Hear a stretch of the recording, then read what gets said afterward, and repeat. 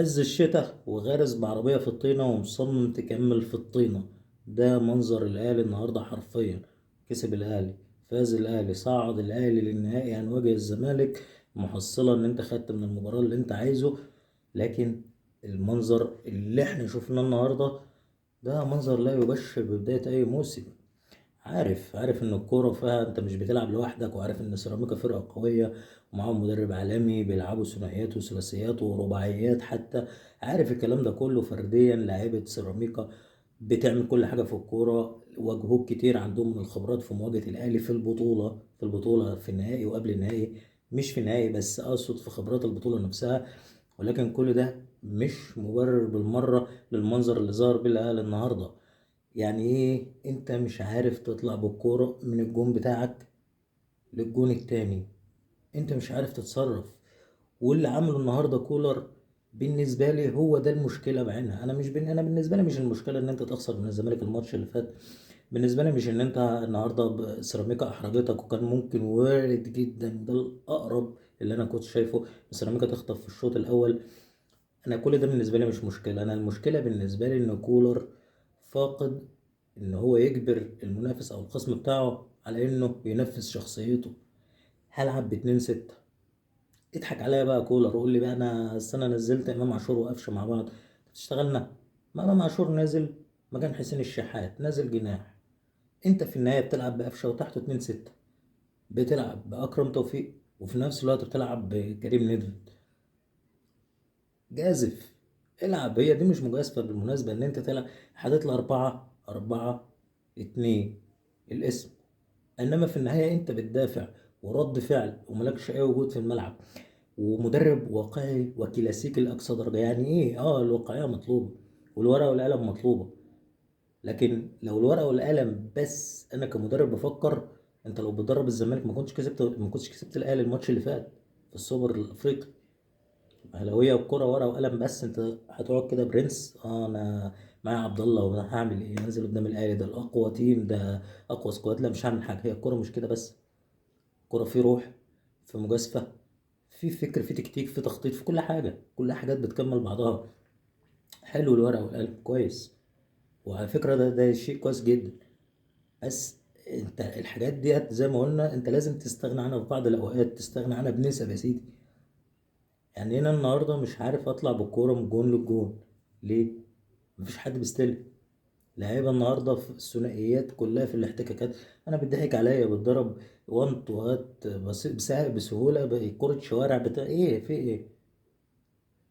بدايه موسم بصراحه غير مبشره بالمره. وان كان تدارك كولر، ومش هقول تدارك حتى، يعني انت من ضمن الواقعيه ان انت بتلعب في الشوط الاول. هذا سيراميكا كل اللي عندك، طلع كل المجهود اللي عندك، اضغط ضغط عالي. اكيد في الشوط التاني مجهودك واجهادك هيبان، وفعلا الاجهاد ابتدى يبان على سيراميكا في الشوط التاني. ولكن انا مش لازم اعتمد طول الوقت على ظروف مش في ايدي. فلنفترض انا اتخطفت جون ولا اتنين، فلنفترض انا اتخطفت جون وما عرفتش اجيب في الشوط التاني، ما عرفتش احافظ يا سيدي على الجون اللي انا جبته. ما ينفعش ان انا اعتمد طول الوقت على ابقى رد فعل. لا، انا لازم ابقى فعل. انا مش هستنى اللي قدامي بيلعب ازاي، طب انا اقفل له ازاي؟ يا باشا ماشي، ما هو ده مطلوب. انت تقفل على الفرق الخصم بتاعك، بس انت لازم يبقى ليك فعل. انت فين فعلك النهارده؟ فين الجمل اللي لعب عليها الاهلي النهارده؟ انا عايز اعرف. تغييرات، تغييرات حتى. مش ده بيبقى شغل مدربين؟ او تغيير في الجيم. فين التغيير في الجيم اللي حصل؟ لاعب بيطلع ينزل مكانه لاعب في نفس المركز، بل بالعكس. اكرم توفيق اللي نزل او اللي رحل في اليمين مكان عمر كمال. اللاعيبه اللي عندي دفاعيه اكتر منها هجوميه، كامكانيات وجماعيا. لا في مثلثات ولا في ثنائيات ولا في تحركات ولا في اي حاجه. طب يعني اسمع، اللهم صل على النبي كده. طب يعني احنا جايين نعمل ايه؟ احنا جايين نعمل الكل عاملين حساب، احنا الوحيدين اللي مش عاملين نفسنا حساب. حساب بصراحة غير مبرر إن حد يعمل لي حساب. طبعا أنا رايح أقابل العين كمان كام يوم أهو بعد الزمالك بخمس أيام، وعندي الزمالك الماتش الجاي. بالمناسبة الزمالك هي نفسها سيراميكا النهاردة. ده اللي أنا هلاقيه يوم الخميس اللي جاي. أنا محضر إيه بقى؟ هقعد أعمل زحمة في نص الملعب؟ طب هفرض شخصيتي ولا مش هفرض شخصيتي؟ هنزل بالطريقه اللي نزلت بقى النهارده، وادافع واحاول احط لعيبه في نص الملعب ولاعيبه دفاعيه واستنى المرتده. هو ده اللي انا ناوي اعمله.